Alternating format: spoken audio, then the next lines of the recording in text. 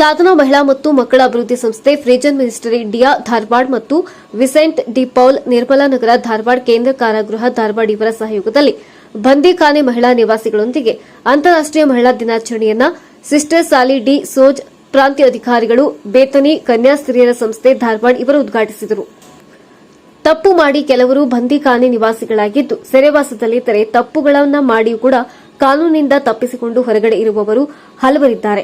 ಬಂದಿಖಾನೆ ನಮ್ಮ ಮನ ಪರಿವರ್ತನೆಗಿರುವ ಒಂದು ಅವಕಾಶ ಎಂದರಿತು ಜೊತೆಯಲ್ಲಿ ಇದ್ದವರನ್ನ ಪ್ರೀತಿಸಿ ಗೌರವಿಸುವುದು ಮುಖ್ಯವಾಗಿದೆ ಎಂದು ಸಂದೇಶ ನೀಡಿದರು.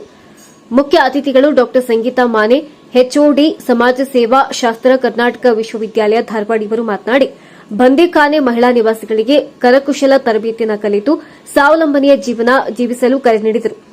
ಸಿಸ್ಟರ್ ಎಲ್ಫಿನಾ ರೋಡ್ರಿಗಸ್ ಮುಖ್ಯಸ್ಥರಾದ ಫ್ರೀಜನ್ ಮಿನಿಸ್ಟರಿ ಇಂಡಿಯಾ ಬೆಳಗಾವಿ ಇವರು ಕಥೆಯ ಮೂಲಕ ಬದುಕಿನಲ್ಲಿ ಕಷ್ಟಗಳನ್ನು ಸವಾಲಾಗಿ ಸ್ವೀಕರಿಸಿ ಸಮಾಧಾನದಿಂದ ಮುನ್ನುಗ್ಗಬೇಕೆಂದರು.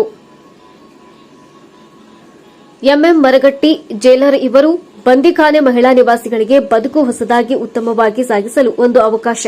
ಹಾಗಾಗಿ ಸಮಯ ಹಾಳು ಮಾಡದೆ ಕರಕುಶಲ ಉದ್ಯೋಗ ಕಲಿಯುತ್ತಾ ಸಮಯ ಕಳೆಯಲು ತಿಳಿಸಿದರು.